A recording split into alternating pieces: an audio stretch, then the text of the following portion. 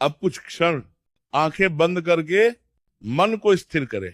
इसके बाद मन ही मन ये भावना रखें कि जीवन में कमी, तनाव और असंतुलन धीरे धीरे समाप्त हो रहा है और उसके स्थान पर स्थिरता, संतोष और सकारात्मक अवसर आ रहे हैं।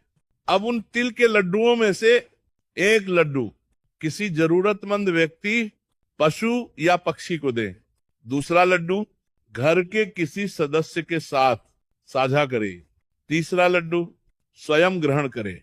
ये क्रम ये सिखाता है कि जीवन में दान, साझेदारी और आत्म संतोष तीनों का संतुलन आवश्यक है। मान्यता है कि जब मकर संक्रांति के दिन ये भावना के साथ किया जाता है तो मन में हल्कापन आता है, सोच स्पष्ट होती है और निर्णयों में संयम बढ़ने लगता है। ये उपाय किसी चमत्कार का वादा नहीं करता, बल्कि मन को सकारात्मक दिशा देने का एक माध्यम माना गया है।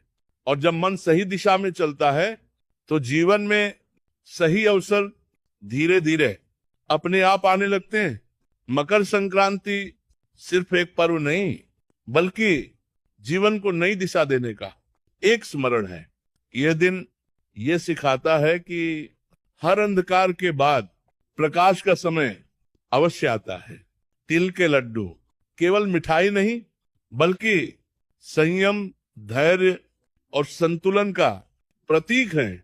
वे ये याद दिलाते हैं कि जीवन में मिठास और कठोरता दोनों को संतुलन में रखना आवश्यक है। जब पर्वों को केवल परंपरा नहीं, बल्कि भावना और समझ के साथ मनाया जाता है तो वे मनुष्य के भीतर शांति और स्पष्टता लाने का कार्य करते हैं। धार्मिक पर्व किसी डर या चमत्कार का नाम नहीं, बल्कि मन को सही दिशा में स्थिर करने का माध्यम है।